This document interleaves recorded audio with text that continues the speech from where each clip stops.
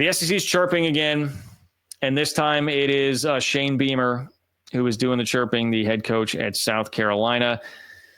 It's just the same old tired song and dance, to be quite honest. And I understand why Shane Beamer would do this. I will cut him a little bit more slack, but at the same time, I want to go on the opposite side and say you actually should deserve less slack here. So we all remember Lane Kiffin's tweets about the committee at any one of those games that was starting to get a little bit out of hand in the college football playoff. He was firing off shots about the committee. He even did it after Tennessee had gotten completely bum rushed and bulldozed by Ohio State in the first round of the playoff, obviously being an SEC squad that lost. Even after Arizona State was one play away from the lowly Big 12 of knocking off mighty Texas SEC runner-up in Dallas in a game that was a real home field sort of advantage there. I digress. Lane Kiffin was still at it with the Twitter fingers. And then you add, Nick Saban has still been complaining even all the way back to 2022 about how his team in 22 should have gotten in over TCU because it's just so different playing in the SEC, and nobody understands. You've got the Peter Burns of the world who's, like the Baghdad Bob that the SEC rolls out there. And of course, Paul Feinbaum making all the statements that he has, even after being put in his place rightfully by Ari Wasserman, who did an excellent job with that from On 3. We've just heard this over and over again. Of course, you guys live on social media. You see the fans, the hypothetical wins, all of that. It all came in full force during playoff time that we got a barrage of that from the SEC. And then what happened? Well, then the playoff happened. We got through the conclusion of the playoff. The Big Ten won a second straight national championship. The SEC failed to play for a national championship for a second straight year. Things actually got a little bit quieter. Paul Feinbaum finally backed down after Alabama's bowl game performance and said, okay, I'm going to chill on the Alabama thing. Maybe I was a little bit off there. Fair enough, you guys. We even got Paul Feinbaum to back off a little bit. The SEC had to sort of take a back seat once Georgia and Texas both lost, particularly the Georgia loss to Notre Dame, double-digit loss to the Fighting Irish. Things didn't go well for the SEC in the playoff. It proved that this year they were just another conference. And it did not just mean more relative to the rest of the country. But give it some time and space, and you know what? Those voices come right back. And this should not have surprised anybody. That all you had to do was just wait for it to die down a little bit, and then it would come right back. Now we have Shane Beamer.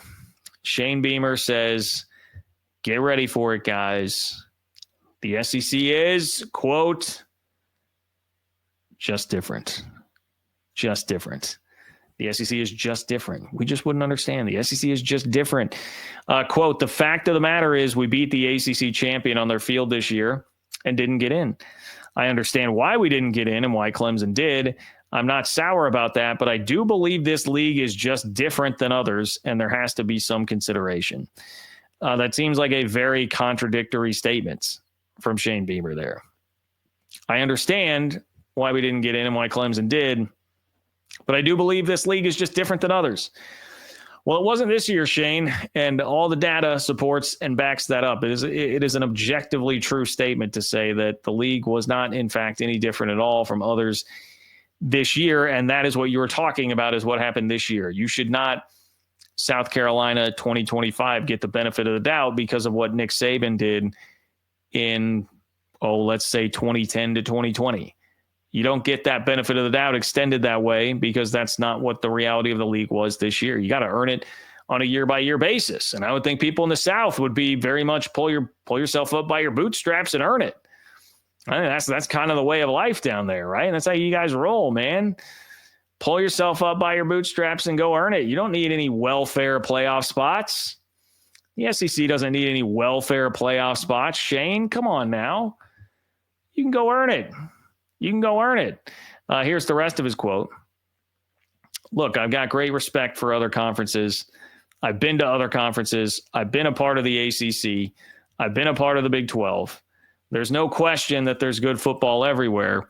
But when you just talk about the teams in the league and the teams you play week in and week out, Here's that quote, guys. It's different. It's different. This is where I guess Lane Kiffin will tell us about the rigors of going and playing at Kroger Stadium, whatever the hell it is, in Lexington, Kentucky. We're gonna hear all about that.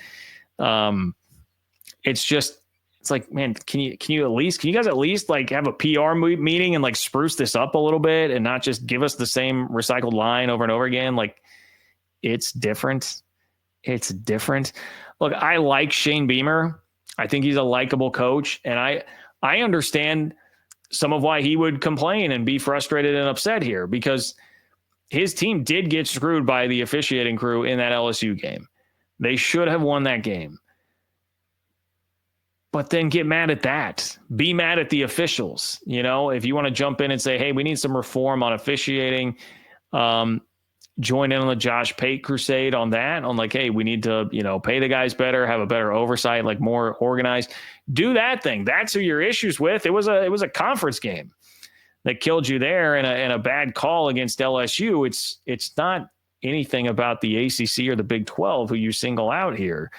That's the frustration for this one with me, plus just this general idea from SEC country that they just deserve to be handed something, which again, hilarious because it is so contradictory toward the way that they live their lives down in the South, and everybody wants to think and act about things down in the South. You got to earn everything. You got to earn everything. And instead they're wanting to collect a college football playoff golden ticket like a food stamp or something. I fail to see. There's a little bit of cognitive dissonance there in SEC country. And then you press them on some actual evidence and, well, it's just different. You wouldn't understand, man. It's just different. It's just different. Okay. Well, thank you, Shane, for being the latest in that parade to give us that valuable information about what it is like to play in the SEC. All right. One final reminder. You can get merch in the link in the description from My Swaggy Merch. Appreciate them. OFBnews.com, or click the link in the description of the video to get the Big 12 newsletter open for business, totally free, cutting through SEC and Big 10 noise to get you the news that matters for the Big 12.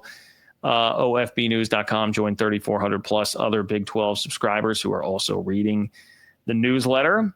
John-Kurtz-4 on Venmo. If you have a question or comment that you want me to lead off the next show with, you can show your support there. Appreciate all the guys who do that. And I think that's it. I will plan on, I believe, doing a show on Wednesday. We'll see. It's a little bit slower this time of year. So if we have much more to chew on, I certainly will hop in, but we'll see.